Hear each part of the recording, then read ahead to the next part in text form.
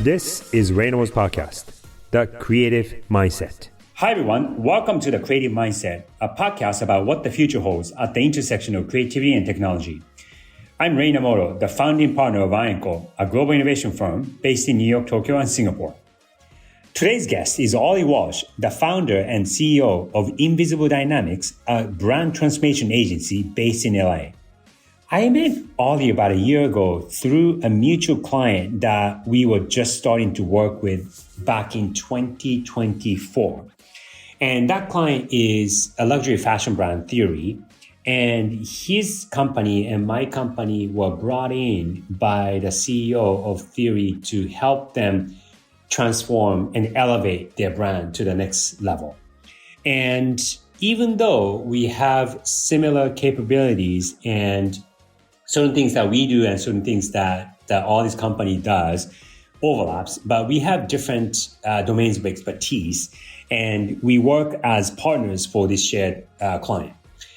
So this was a great opportunity for me to, even though I have been seeing him for the past year quite frequently, I didn't get to know him on a personal level. So this was a great chance for me to get to know him. But also, it turns out that one of the campaigns that he's led, Gap's Better in Denim, and many of you who may be in or close to the marketing industry have undoubtedly heard about this campaign this summer or this fall.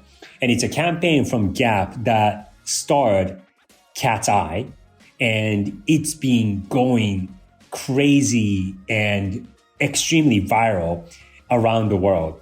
And it's rare that a campaign from a brand goes this viral. So I took this opportunity to have a conversation with Oli about the behind the scenes of this campaign.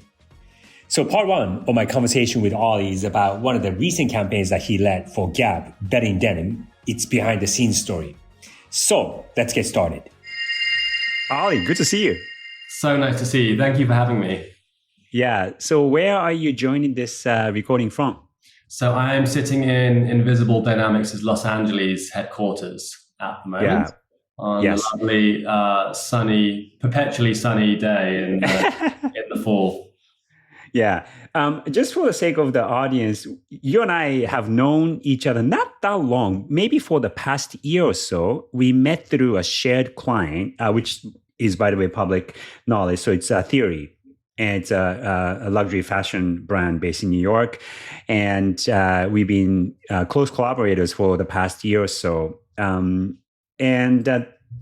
I got, started to get to know you on a professional level and on a personal level, and just wanted to use this opportunity to both understand what you do professionally, but also, some more recent work that's taken the internet by storm. So I'll get into the nitty gritty of that later in the conversation.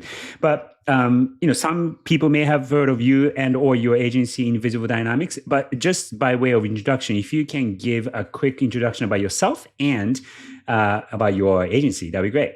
Absolutely. Well, no, it's been a great pleasure collaborating with you these past 12 months. I feel like we've had a lot of fun, made a lot of impact, and just getting started. But I think it's so nice when you meet somebody like yourself where you have such a shared language of brand building and understanding the elements that it takes in order to achieve that. So at Invisible Dynamics is my company. I'm the founder CEO, and we call ourselves a brand transformation group. We really, from the top level, we really sort of try to achieve this mission of being one of the most important creative companies in the world. And we look to creative companies like A24 and WME and the sort of ilk of businesses which have a broad creative impact across culture, and say, okay, what is the way in which we can do the same? And so we craft programs and platforms, and we create products which really help to elevate the world's retail landscape. We do that really in two ways. We help existing brands be more relevant in culture We help them improve the customer experience across everything that they offer, from fundamentally why they deserve to exist, the products that they sell, the environments and digital and physical where they sell them, and then of course the way in which they communicate and captivate culture in order for customers to desire them more and feel more love from them, and therefore be more commercially successful. And then we internally develop products and technologies ourselves, which help that ecosystem of consumer brand building in a myriad of different ways. Yeah, let's start at a high level. And a couple of words that you mentioned that I would like to go deeper in. So it's two words, but I guess one phrase, which is cultural relevance. And that's something that, you and I, we've talked about with our shared client. And I'm sure that's a topic of conversation that comes up quite a bit with the likes of Gap and other clients that you work with. At the same time, I think culture, both the word culture and relevance are somewhat broad and can be a little bit abstract in some ways. So how do you, in your way of thinking about cultural relevance for brands, how do you think about cultural relevance and how do you define it? Good question. It's our goal is to help our partners really participate in culture and not be spectators, but be contributors to actually setting the cultural agenda. Yeah. We're always really thinking around how can their brand, with everything that makes it unique, really participate in three ways. So how can they recognize the conversations that are happening in culture that are important and matter and are the right ones for them to participate with? What are the moments that are happening that really move people and collective people, which they have a license to participate in?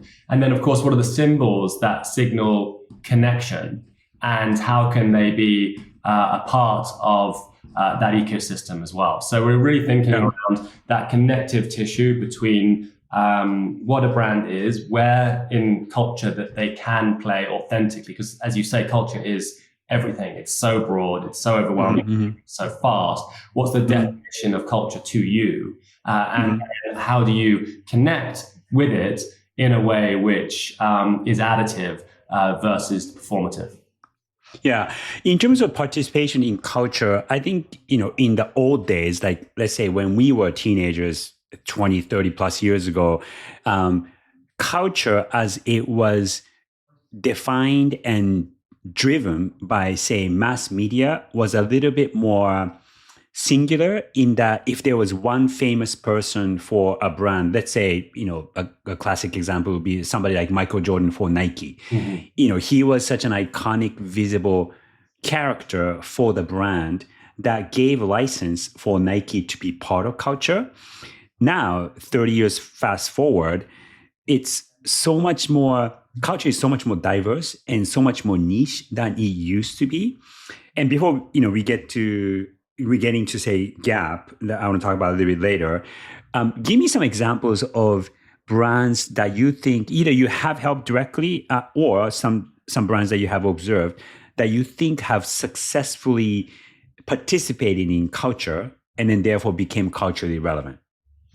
I think it's a great time to be in the business of brand building if you have a certain type of skill sets. And I think that having obviously a sort of creative mindset, which you know a lot about and talk about, is first and forefront. The multitude of culture now represents a ton of opportunities to play in lots of different ways, which I don't think represented itself when culture was more singular. You talk about like Jordan and Nike. What that meant was it really precluded the long tail of brands from playing it, because it was fair. So much singular. You had to have the budget in order to work with the talent to cut through on the media channels. Whereas now there's so much more opportunity for individuals who own brands or work with brands to be able to use the current platforms to get our attention from the small devices in our pocket, which is where culture is set these days. So culture used to happen at these big moments, the Super Bowl and the Wimbledon final or whatever event you want to be sporting or otherwise. Whereas now it still happens there, but it's so much more fragmented. Really, culture happens day to day, minute by minute, played out on the myriad of social platforms that matter. So I think you see there's so many brands doing a great job of that, and you see it across the spectrum, across categories in lots of different ways, because they're tapping into different cultures of different kinds. I mean, if you look at the fashion ecosystem, which you and I know very well, everyone can reference all day, every day at the moment is Jacquemus. I think if you look at the what they've tapped into, is they've managed to harness. You talk about sentiment and emotions and emotive connection. They've managed to harness joy in a way which few brands do. Joy is obviously such a powerful emotion. It's such a emotion. And it's a really hard emotion to elicit because especially to do it in a way which has taste and a high cultural perspective. They've managed to do that incredibly well and consistently do it. And again, a lot of what the success around sort of cultural brands is, can you do it consistently? It's easy to come up with a great idea and do it once. I wouldn't say it's easy. It's possible to come up with a consistent stream of great ideas which reinforce who you are and where you play and connect with an audience in that way, I think is really impressive. So they take a certain cultural aspect. I think if you look at somebody like, my mind goes to, it's more of a person, but Jonathan Anderson and how he, in a similar way, at Loewe and now at Dior, he sort of understands symbolism, he understands what conversations are happening, he understands how to tap into and sort of set new cultural moments in order to spark dialogue. And then I think if you, on another end of the spectrum, you look at what Stone Island are doing, that they are sort of playing more into their codes and history and provenance and a sort of innovative aspect of what they're doing, but doing it in a way which really intersects with different versions of design culture and music culture and so on and so forth. So those are some examples in the fashion world where it comes at the sort of top end. We're going to talk a bit more in this conversation around Gap and more mass cultural movement and the work that we've done with Gap and with Nike and Theory and many others sort of taps into a broader consumer base. You sort of have to think about culture in a slightly different way. So I think those are some good examples, and then you sort of look at the edges. I think look at, say, Palace and how Palace has managed to take a skate culture, which is a very particular niche demographic, and then overlay that into more of a street culture, which is broader, but then even to evolve it further as skate and street have somewhat gone out of fashion. They've managed to stay at the forefront, and you look at their collaboration with Nike as right now as an example of the ability for them to translate a sort of cultural opinion into a much more broader mass engagement. Any of these brands that you just mentioned, Jacquemus, and Jennifer Anderson, Stone Island, are you involved in any of these, or did you just cite these as examples that you noticed? Examples. Got it. To give credit to other. Why don't we get actually into Gap? And before we talk specifically about Better in Denim, because you've been working with Gap for multiple years now, for about 3 years, I think, pretty deeply, since the appointment of the new CEO who came from Mattel, right? And so if you can give us a bit of a peek behind the scenes in terms of how you got involved and what it is that you've done. Because, Better in Denim is the most recent and probably the most visible campaign of the recent past that everybody has seen or has talked about. But you've done so many things over the past few years, and I have the benefit of being fairly relatively close to you in terms of what you do and the shared the client and all of that. But yeah, if you can just paint us a picture of what your involvement, what your ask was, and then before the current CEO came, Gap has been one of those brands that tried to make a comeback for multiple times under a few different types of leadership. And for the past, say, like 10 years or so, before the CEO and before you guys got involved, wasn't necessarily, culturally relevant, right? And there were multiple times that they tried. But walk us through maybe the first, say, year or two before getting to the Denim campaign that you think was the foundation for cultural relevance. It's been a fantastic journey with Gap as a partner, and it continues. And I think there's so much more ahead. I think we're just getting started, but the impact's been quite remarkable. The journey really started. I think rewind probably 2.5 years before myself and Invisible Dynamics got involved. New CEO of Gap, Mark Breitbard, who's people confuse Gap and Gap Inc. Right. Dixon's the CEO of Gap Inc. and they own Gap. And I see. Got it. Yeah. Public and Athleta. Yeah. So Mark was appointed as CEO of Gap, and really for about 2.5 years or so before I met, he was upgrading the infrastructure for the back end of the business. So really thinking around of the important components around the product experience, because when you think about and when we talk about brand transformation, ultimately what we're all working towards is the type of commercial success that we've seen from Gap in the last few years. You've seen for the first time in, I think, 15, 20 years, you've seen 7 consecutive quarters of comp growth, and that's accelerating. You see a huge spike in shareholder value. So in order to drive those results, cultural relevance and consumer awareness and desire is the largest driver of that. That doesn't just come from a marketing campaign. Marketing campaigns are obviously important, and some are more successful than others. But really, it's about thinking of every single element of brand and what role does it play, and how can it offer a consumer the best possible experience so that they want to repeat that experience time and again and lead to those commercial outcomes. So a lot of the heavy lifting is needed when it comes to brand transformation to ensure that the products and the experiences fundamentally are to giving the consumer what she or he wants. So Mark had very much started that journey of addressing some of the behind the scenes aspects.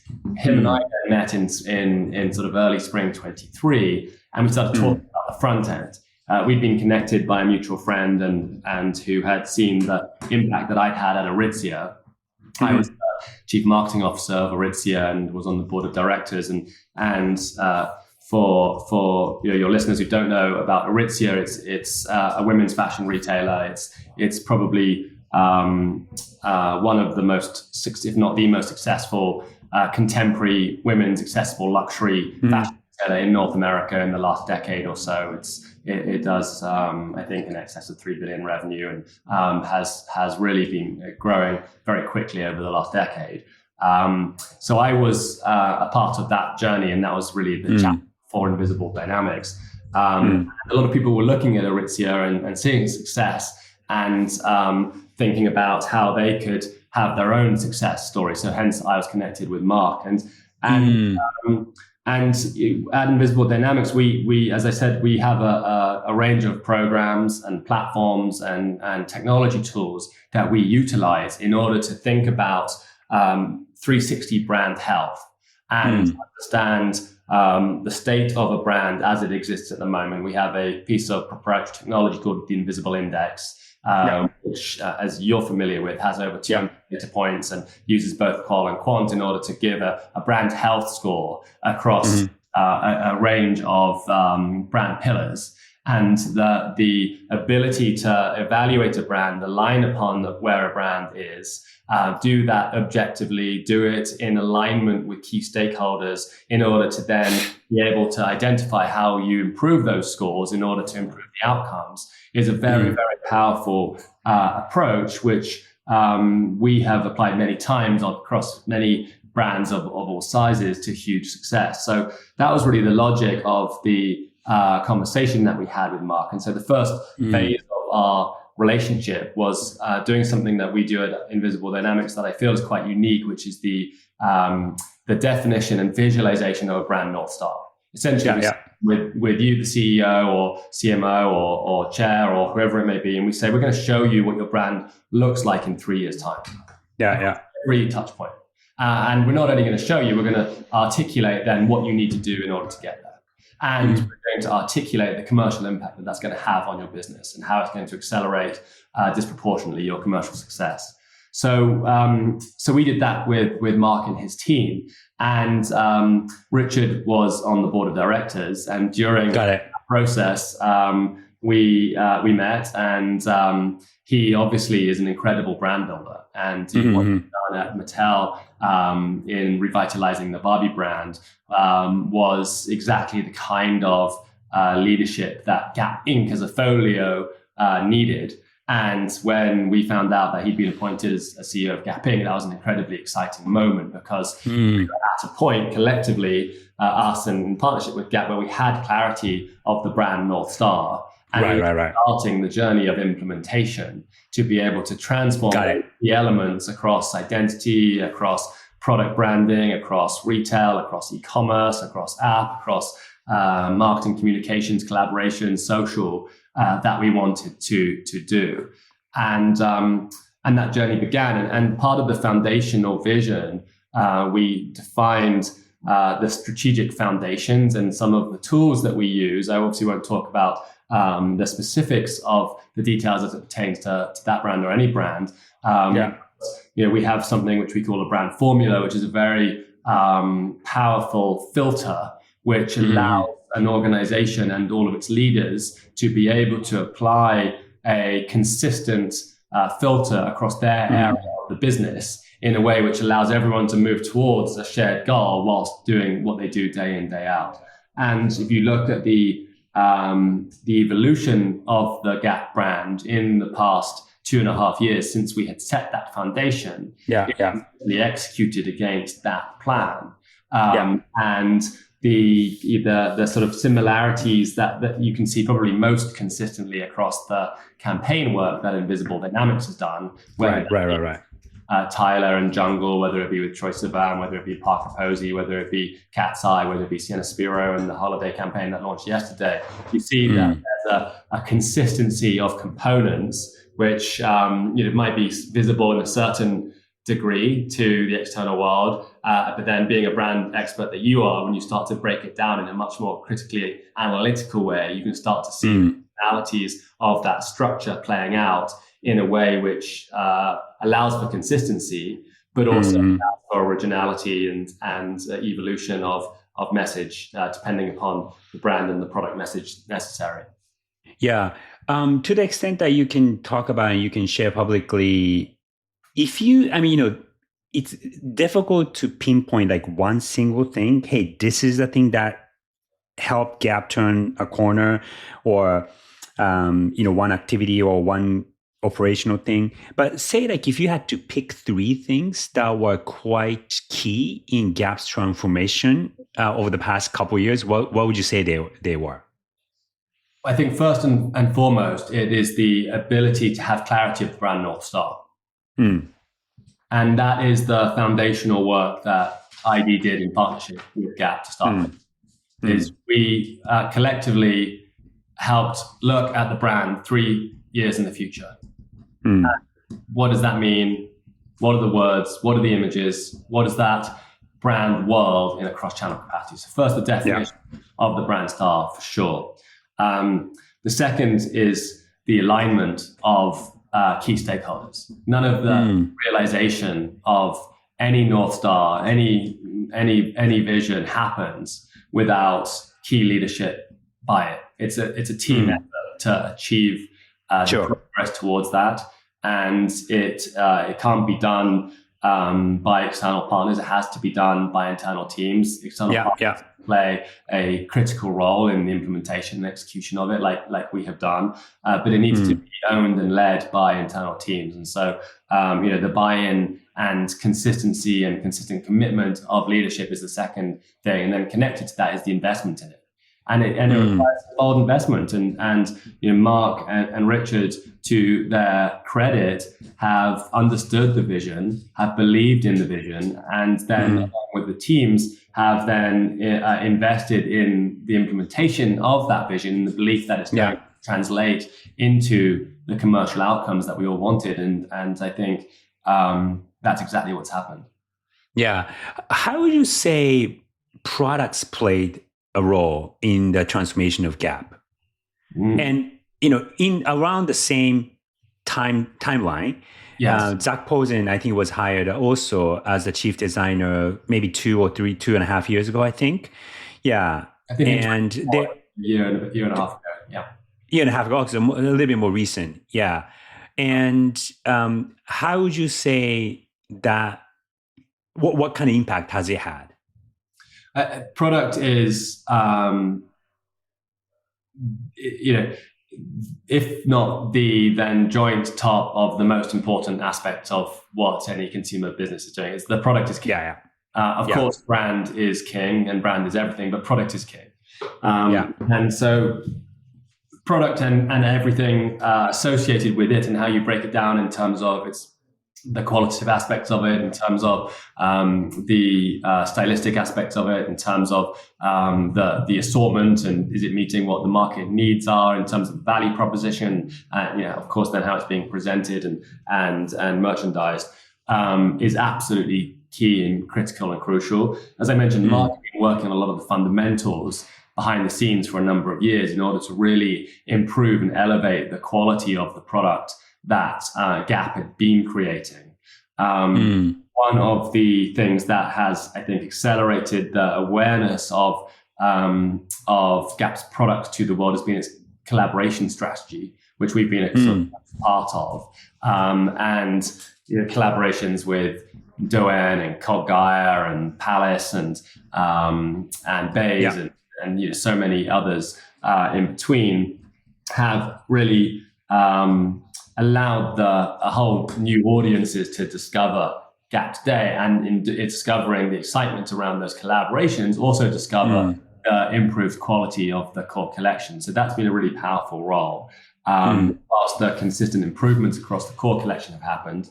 And I think the same has happened with Zach. Zach's obviously an incredible designer. He's very product-minded. His role as executive creative director across the portfolio of Gap Inc. brands has let the portfolio benefit from his creative vision in a whole myriad of different ways. So he's had impact across the portfolio. As it pertains to Gap itself, he's really had an outsized impact on Gap Studio, which is a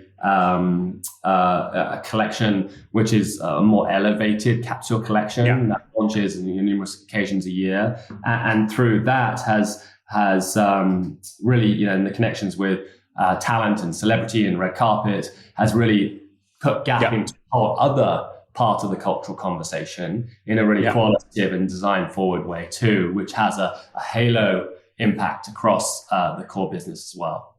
Yeah. On that note, how does marketing work with product and the product or Zach and or the product team and the marketing team? Is it Zach and his team dreaming up, hey, here's a collection for the next, fall winter season, and then present it to the marketing team, or how does that work? Yeah, I don't want to overshare. So, especially of areas that are not my particular purview, but it's obviously a very close collaborative effort between product and marketing and all aspects of the business, really. So, and then of course, depending upon the initiative and depending upon the impetus, it sort of depends upon where the lead might come from. But everything that we think of is rooted in product. And when you look at the campaigns that we've done, you look at really the sort of first big piece of fashion entertainment that we reintroduced being Linen Moves. That was a story about linen and movement told through Tyler, and just before she won her Grammy, and the Jungle Dance crew. And but it was a linen story. If you look at Troye Sivan and Get Loose, that was a story about loose denim, baggy denim. If you look at the KATSEYE Better in Denim, again, that's a denim story about a denim story, individuality that denim represents, but also the unity that it brings as a product category. Yeah. In terms of the connection between the product lineup or the key product and the marketing story, and when I started to notice, and not just me, but the industry started to notice what Gap was doing, perhaps 2 years ago when you were the work that you were doing started to be seen out in the market. And I mean this with compliment. It reminded me of old Gap in a good way. Like it felt like Gap again. And, I'm old enough to have seen, I think it was like around 2000, the khaki pants campaign that was so iconic of that time. And obviously, it's a completely different generation and different era, but in a good way, the good old feel of the Gap is back. It seems like it's back. Or was that an intentional thing, or did it just happen sort of naturally? No, that was highly intentional. I think we take an incredibly thoughtful approach to every aspect of brand transformation. And so everything that you're seeing and feeling is as a result of that intentionality. And I think we really believe that the details matter greatly. And when you're working with any brand, it's really important to pay respect to the origin of that brand and the origin of what makes that brand successful and resonate. And of course, that starting point is then different depending upon the heritage of the brand and what they've been doing and how well it's resonated. But that was the pioneer of fashion entertainment. So much of what that they did was a real celebration of humanity, was a real pioneer of culture. Portrait series that they used to do, to the cinematography of their dance ads, the mashup of musicality and styles, and really the incorporation of it all, and through this sort of platform of most loved essentials. So they had this incredible connection. Obviously, America is still the pioneer of culture for the world. American culture has a disproportionate impact on global culture. You can argue that it had a greater impact, as you were saying, years ago when things were more singular. Coming up, I think now what's really exciting is that you see other cultural forces from other geographies really having disproportionate impact, which I think is super exciting. But American culture is always going to have a very powerful role to play in the world. And there are very few brands who have the authority to take an opinion around that. I mean, you can really count them on one hand. It's Gap, it's Nike, it's Apple, you could argue it's Ford, it's, you start to sort of run out a little bit, Coca-Cola. But, in terms of the sort of great American brands who then really start to set culture, there's not that many of them. For us, it was about making sure that the role that Gap played was very true to where its history and heritage was, but it had to be modernized. You can't just look backwards. You can't sort of play from the archives. You can't repeat. You can't. And I think a lot of people, when they're thinking around what was successful in the past, they're too literal in terms of the replication of that. And if you're too literal and you don't apply enough creativity, you don't have enough of a focus on where culture is right now and how it's playing out. And then if you don't have the conviction to be able to make bets on where culture is going, and to be able to show up in culture as it moves there, then you're not going to have the success that you want. And I think that's what we've anticipated. And ideally, we do this not just for Gap, we do this. We talk about our collaboration with Theory, and you look at the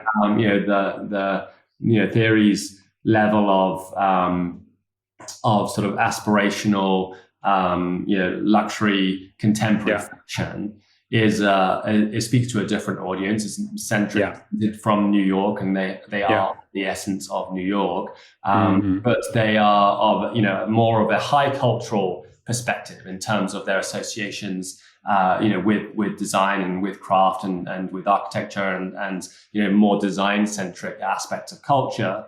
So when we cast Britt Lauer as the face of the fall campaign, which launched 2 weeks ahead of her winning an Emmy for Severance. That was an example of us thinking around where culture is moving, understanding that she's played a disproportionate role in culture thanks to Severance, which has been one of the most successful TV franchises of recent, and the creativity and the design of that visual that they built, really having nice alignment, and then seeing her as a rising star, associating us with them because it's authentic, because she's from New York, because everything feels right, and of course she happens to look incredible in Theory's clothing. Doing it just before the wider world recognizes her talents is a good example of ideally what we try to think about. We're trying to think about where the ball is going to land, and then making sure that our partners are positioned in exactly the right place to take advantage of that. To get a bit more specific into the denim, the Better in Denim campaign, and we can talk about how you started and all of that. And I'm sure there are a lot of things that you can't quite talk about. But what I'd love to know is, it's gotten really, really incredible reactions from so many different corners of the industry and in culture, and it's not often today that we see an activity or campaign from a consumer brand that has that kind of visibility, because of the fragmentation that you talked about. The good news with the fragmentation is that there are so many more opportunities for big and small brands to take part in culture, but at the same time, it's become difficult to break out of that noise just because there's so much noise. So the question that came to my mind was, of course, it's you want your work, you want your campaign to be successful and to be seen by as many people as possible. But were there any surprising reactions or surprising outcome of that campaign activity? Absolutely. I think you do the best work that you can do, and you are very thoughtful about every element of the work, and you partner to put it out into the world with the most impact, and then you see what the reaction is. And worst case, you've done a really good job. The creative is excellent. The narrative is what the world needs. The cultural associations and finesse are spot on, and it resonates and has a nice reaction. The best case is what happened with KATSEYE, which is that you ride a cultural wave of which was multidimensional, which completely takes the world by storm. And it's I suppose like any virality is you can architect things for virality, but you can't predict it.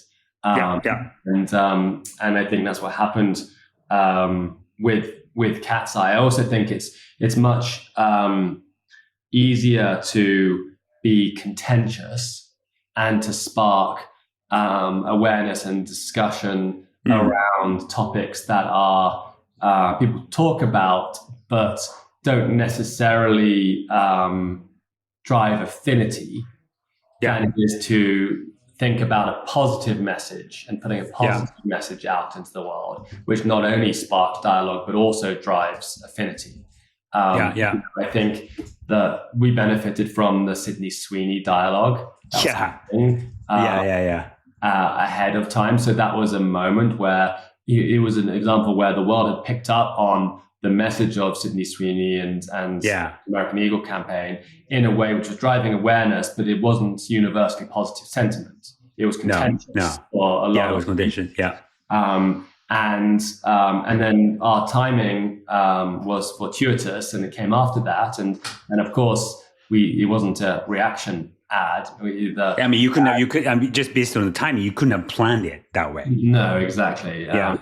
You're right. And so, but what it did is it put out a positive message into the world with an incredible specific point of view, and it put out a message of global confidence, of unity, of individualism, but also collectivism. It was this sort of idea of the power that denim can bring, and the duality of it representing you as an individual, but also being a collective, told through this incredibly beautiful, incredibly talented global K-pop girl group who are just breaking onto the global scene.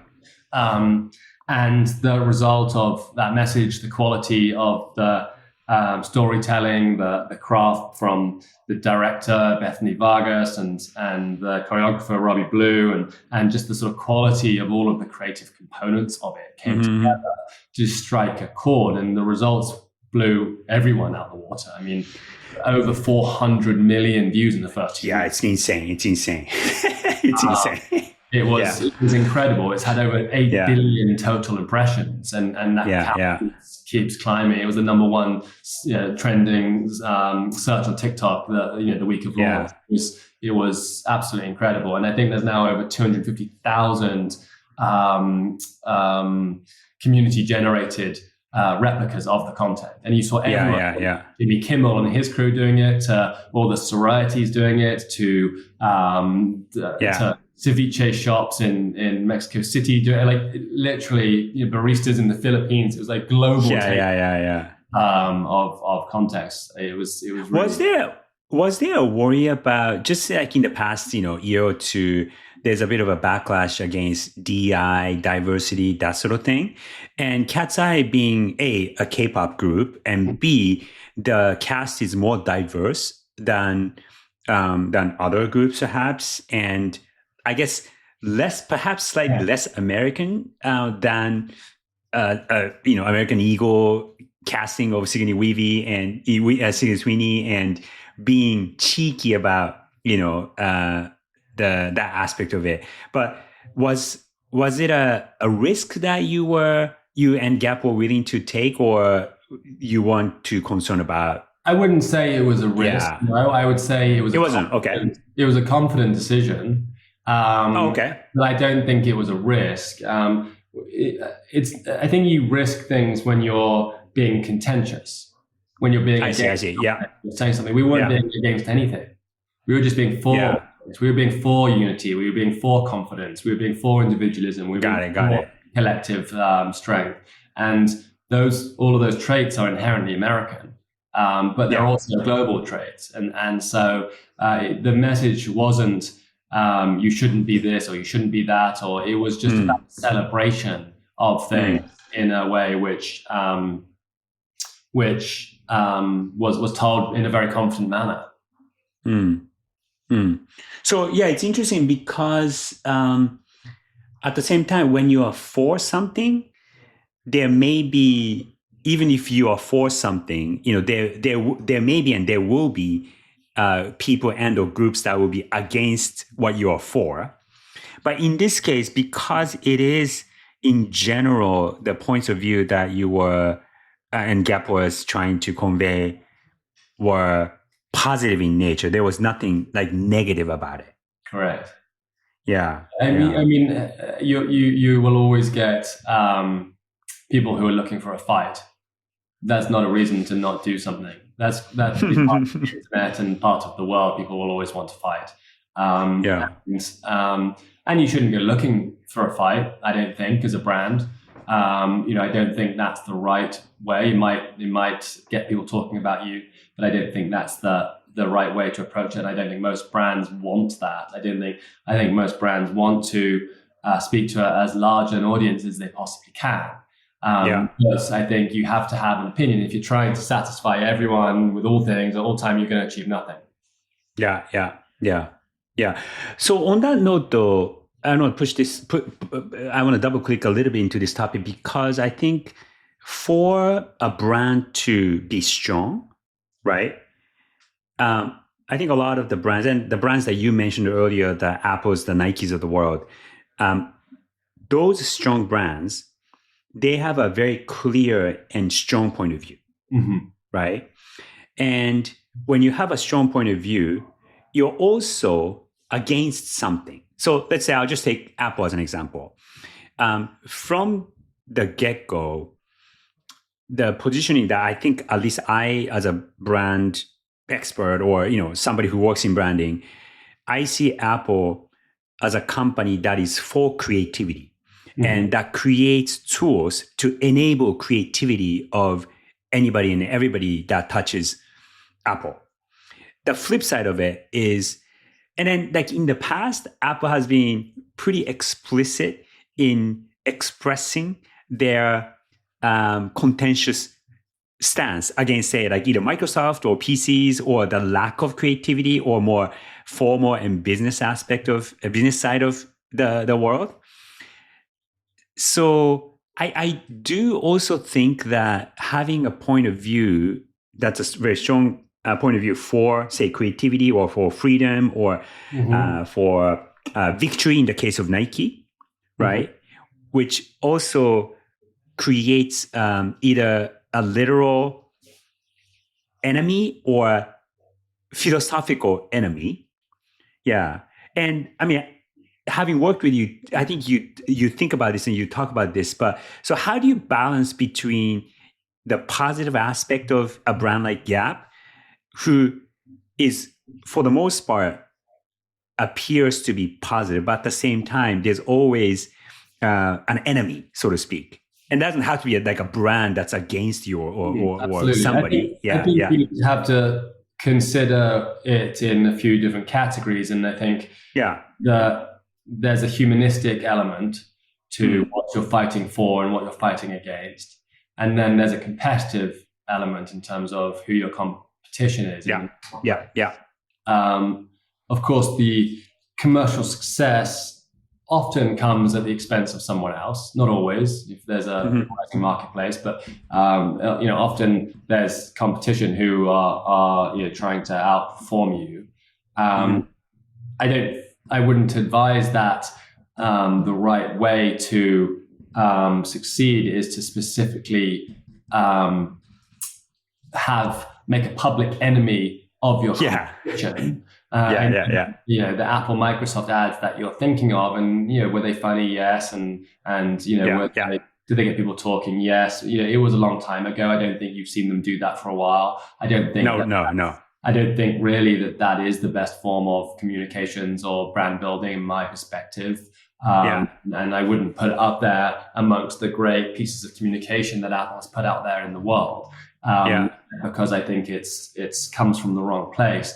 But I do think that if you identify a humanistic enemy, then I think that can be a very powerful rallying thing in order to get people talking. I was talking a bit about. I was at this event, this conference a few weeks ago, and Eric Schmidt, the ex CEO of Google and Alphabet, was speaking. He's one of the most intelligent people on the planet, and he's very involved right now in the Ukraine war personally, and helping to fund certain units and divisions in the support of Ukraine, in the support of sort of democracy and across the world. And he said something along the lines of companies' mission statements and the analogies with war. And he said there's nothing as unifying as a mission statement, which is we're going to win this war. When things are existential, it really is a unifying force for your team in order to get behind and get in line and work towards a shared mission. And we talk a lot about brand strategic foundations, and you use words such as mission and vision and so on and so forth. And often they get a little bit confusing. If you think about the mission for the war is to win the war against XYZ, it's very sort of crystallizing. And so I do think, though, that having a mission or an enemy which is clear is a powerful rallying organizational element.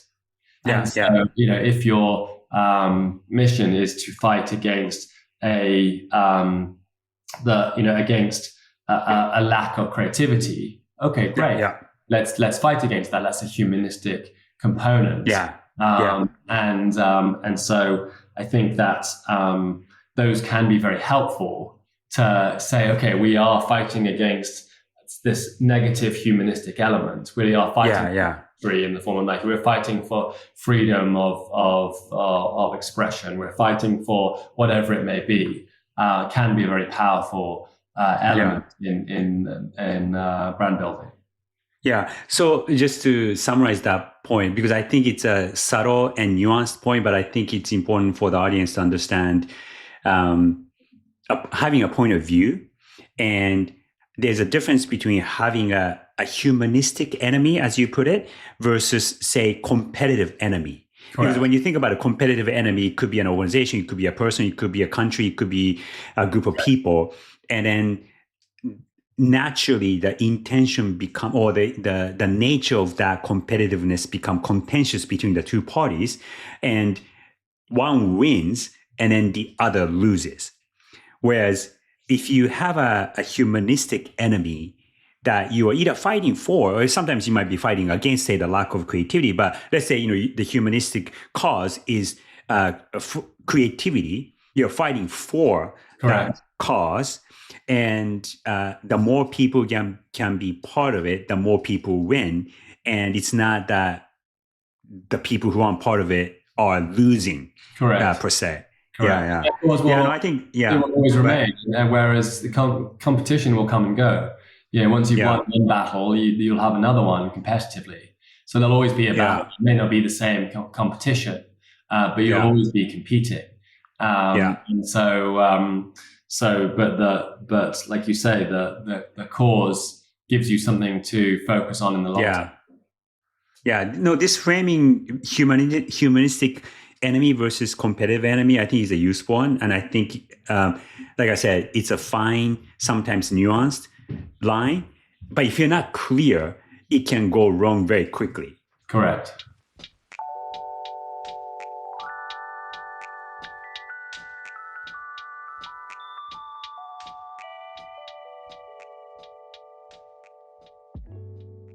So that was part one of my conversation with Oli Walsh, the founder and CEO of Invisible Dynamics, a brand transformation agency. These days, creating anything viral, of course, with TikTok and Instagram and all those platforms that we have, things can go viral. But the fact that a piece of content gets seen by so many people around the world, and it was something crazy like 400 million views across different platforms. I mean, if you can get 1 million views, that's pretty good. If you can get 10 million views, that's great. If you can get 100 million views, that's amazing. But to get 400 million views is just not something that a brand can easily achieve. So the 3 key takeaways from this conversation with Oli were as follows. Number 1, when in doubt, return to your roots. Number 2, have a humanistic enemy, not a contentious enemy. And number 3, lead with product story, not brand story. Key takeaway number 1, when in doubt, return to your roots. So anybody above the age of, say, 40, particularly in the US, would remember the good old days of Gap around year 2000. And if you remember, one of the most memorable campaigns and TV commercials of that era came from Gap. And there was this khaki pants TV commercial that Gap did, in which a group of female and male dancers were dancing to this music and just purely expressing joy wearing these khaki pants, and with simple creative filming technique that became quite iconic of that time. And I'm old enough I think I was a college student around that time. And it was a campaign that was so visible and so talked about, not just among young people, but across different generations and in so many different markets. And since then, for the past, say, 15 years or so, to be completely honest, and I think Gap would admit this as well, they fell off of a lot of people's radar, and it was not part of the cultural conversation for a long time. The leadership team of Gap has rotated a few times in the past decade, trying to turn the brand around without that much success. But it's really within the past 3 years or so, Gap's been intentionally and strategically returning to its roots and how the brand used to feel by featuring the products prominently and really highlighting what made Gap in the first place and highlighting and elevating it.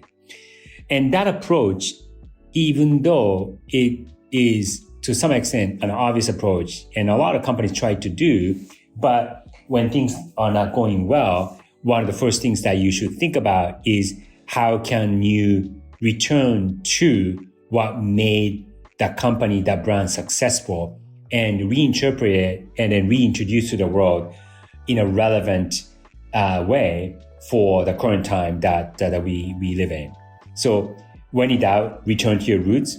It's something that I think is easy to forget, but when done right, when interpreted in a relevant way for the modern world, it can be a really, really powerful approach.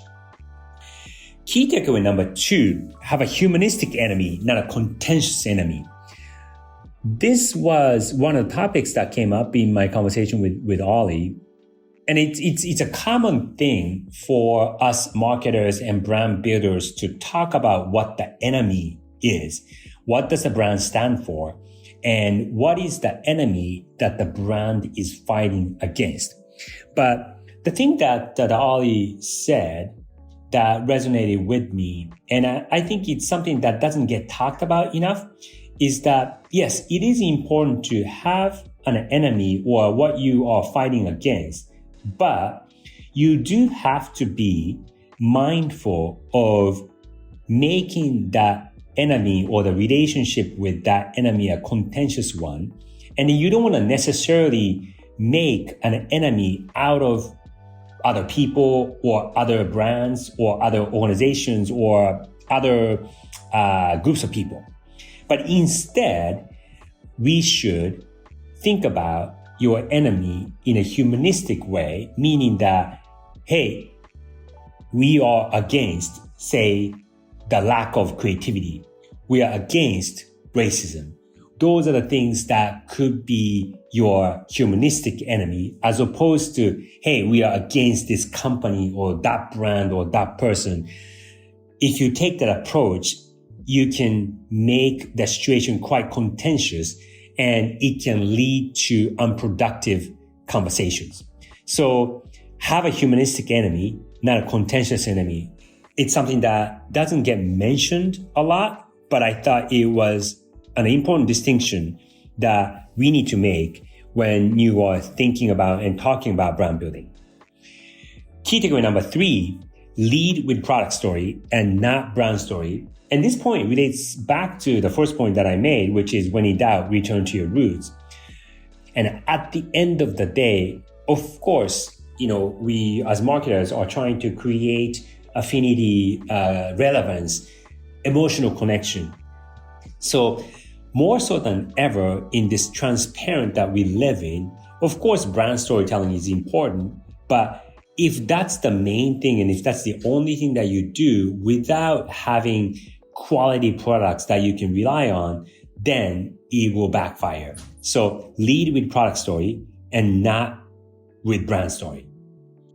So the 3 key takeaways from my conversation with Oli were: key takeaway number 1, when in doubt, return to your roots. Number 2, have a humanistic enemy, not a contentious enemy. And number 3, lead with product story and not brand story. So that was part 1 of my conversation with Oli Walsh, the founder and the CEO of Invisible Dynamics, a brand transformation agency. In part 2 of this conversation, we discussed the power of compound interest in life and work. If you're listening to this on Spotify, there's a Q&A field, so please do send us your questions and comments. And if you like our podcast, please leave us a 5-star rating. We'd be so grateful. I'm Rei and Oli, and this is The Creative Mindset. See you next time.